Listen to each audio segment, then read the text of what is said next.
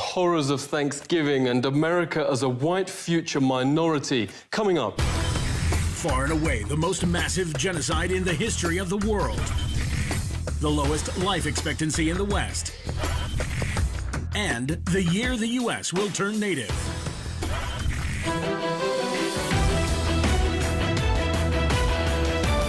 Virtually none of Thanksgiving has an ounce of accuracy, notes the bestseller Lies My Teacher Told Me.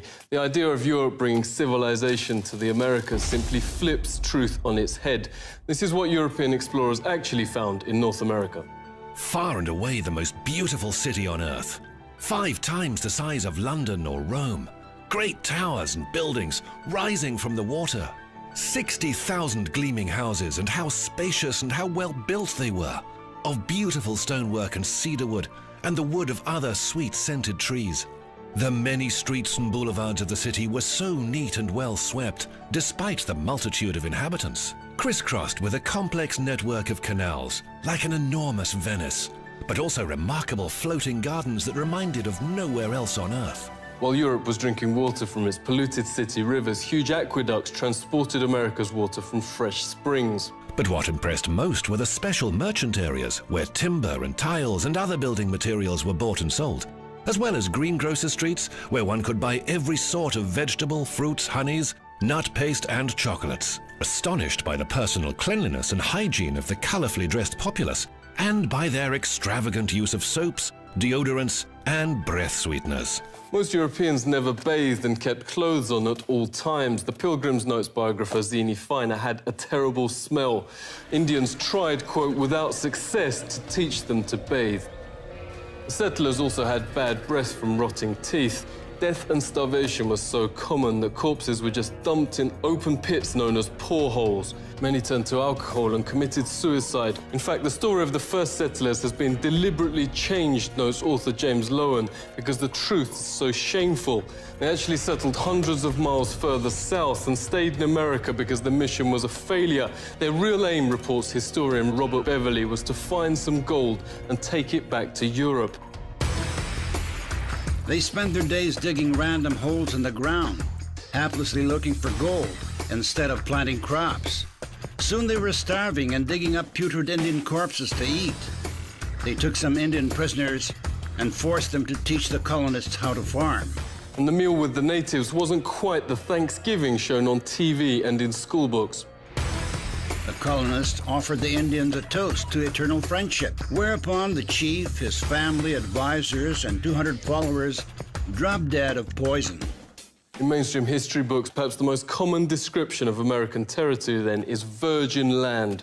In fact, notes historian Peter Jennings, it was widowed. Horrific enough, the Nazi ethnic cleansings in Europe during World War II. Leading American studies professor David Stannard notes it's dwarfed by, quote, far and away the most massive act of genocide in the history of the world. The death of 100 million indigenous people in the, quote, American Holocaust. Some from disease, but also vast numbers from a deliberate policy aimed at wiping out the race that mainstream history books continue to pretend never happened. He knows when Heinrich Himmler called the final solution, quote, delousing, Himmler was only echoing the Pilgrim Army's rallying cry, nits make lice, nits being Indian babies. This was a map of Indian nations across the US. 80% of the first government's entire budget went on attacking existing Indian settlements to take their developed farmland. The settlers would most probably not have survived, writes Jennings, on their own. 95% of America's entire population was then wiped out. American Holocaust notes there is documented evidence of colonist leaders going town after town, deliberately killing all men, women and children. Yet school texts and history books remain silent. Orders came from the very top. Under the direct order of George Washington, at least 28 of 30 Seneca towns and all the towns of the Mohawk, Onondaga and Cayuga were simply obliterated. George Washington wrote the Indian country, quote, must be destroyed. Thomas Jefferson called to, quote, pursue Indians to extermination. Nobel Peace Prize winner Theodore Roosevelt called beneficial the eradication of the native race. Stannard notes genocide was official public policy. California Governor Peter Burnett in his 1851 message to the legislature. Extermination must continue to be waged until the Indian becomes extinct. Another governor issued the public proclamation to, quote, pursue, kill and destroy all Indians. A witness notes the ensuing bloodbaths practically wiped out the native race. The whites shoot them down like wolves, men, women and children, wherever they could find them. This war of extermination against the Aborigines is tending to the final extinction of the race. What reportedly saved the race from extinction was their use as slave labour. This extermination policy has proved so injurious to the interests of the whites.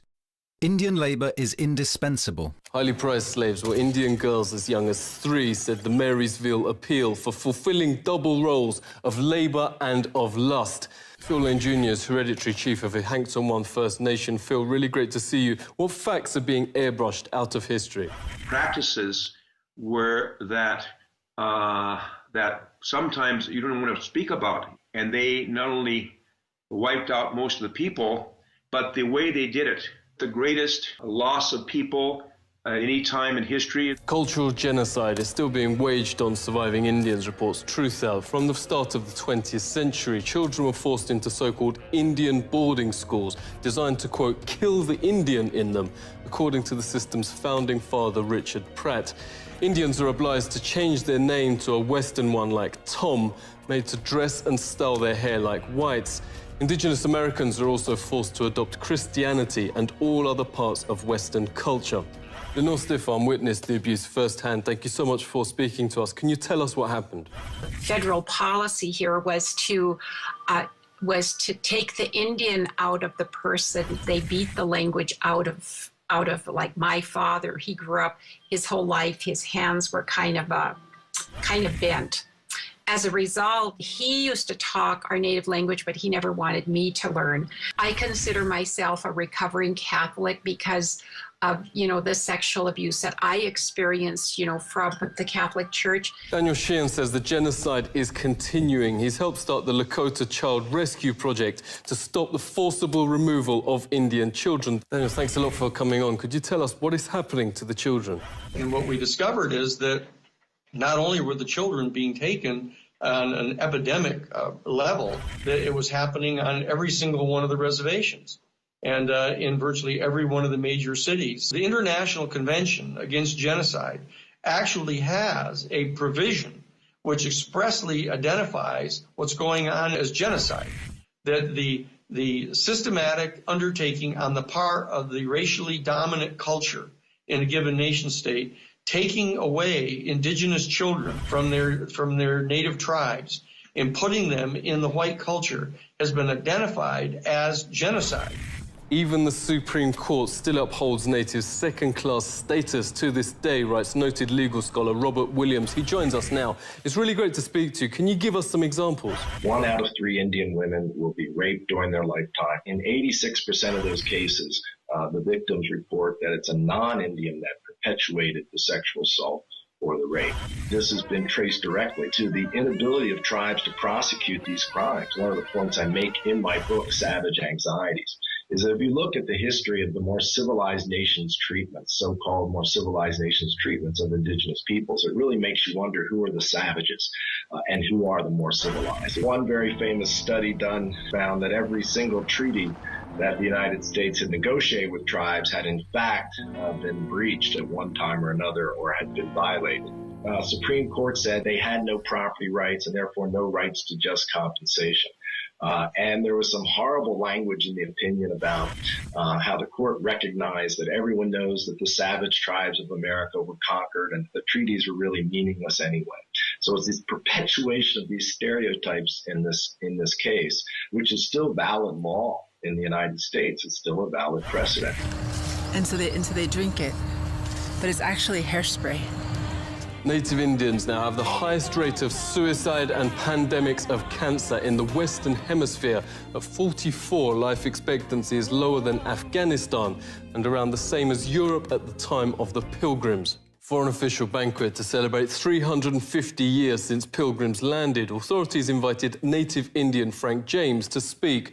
But when they saw his speech taken from a settler's own account of what really happened, they wouldn't let him read it.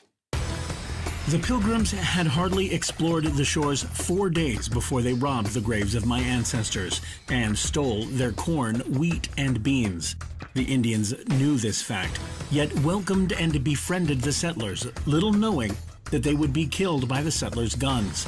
What has happened cannot be changed, but today we work toward a better America, a more Indian America, where people and nature are once again important.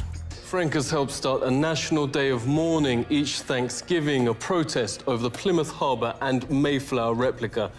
On the West Coast, thousands also gather for Unthanksgiving Day, calling on the US to honour treaties promising Indian rights and international law. The American government faces increasing domestic and international pressure. The Supreme Court has reaffirmed the validity of the Treaty of Fort Laramie, giving Indians rights over the area. The United